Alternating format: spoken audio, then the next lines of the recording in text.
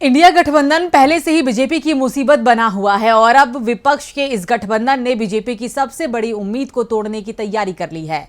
दरअसल बीजेपी के लिए इस बार यूपी सबसे महत्वपूर्ण हो गया है और इंडिया गठबंधन ने बीजेपी को यूपी में ही मात देने की रणनीति तैयार कर ली है और इसे लेकर सपा चीफ अखिलेश यादव ने बड़ा दावा कर दिया है।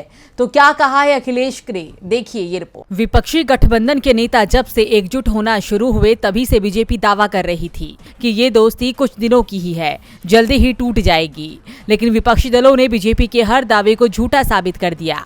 विपक्षी गठबंधन पहले से ज्यादा मजबूत दिखाई दे रहा है। गठबंधन का नाम इंडिया रखे जाने के बाद से तो सत्ताधारी दल की नींद ही उड़ गई है और अब बीजेपी की परेशानी यूपी को लेकर भी बढ़ती दिख रही है। यूपी में इंडिया गठबंधन की मजबूती को लेकर अखिलेश यादव ने बड़ा दावा किया है।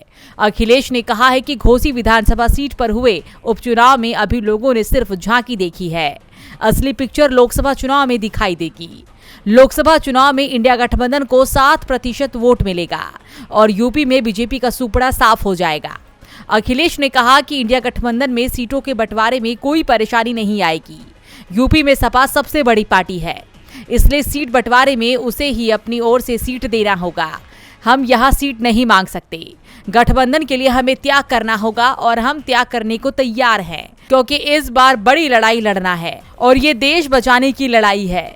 संविधान को बचाना है, लोकतंत्र को बचाना है।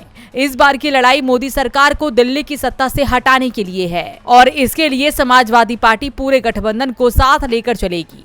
दरअसल सीट बंटवारे को लेकर आरएलडी और कांग्रेस का सपा पर सबसे ज्यादा दबाव दिखाई दे रहा है, लेकिन अखिलेश ने साफ कर दिया है कि कहीं कोई परेशानी नहीं है और सपा चीफ के दावे से बीजेपी जरूर परेशानी में दिख रही है। जो ये उम्मीद लगाई थी कि यूपी में विपक्षी दलों के वोटों का बंटवारा होगा और बीजेपी को इसका फायदा मिल जाएगा। डीबी लाइव की रिपोर्ट।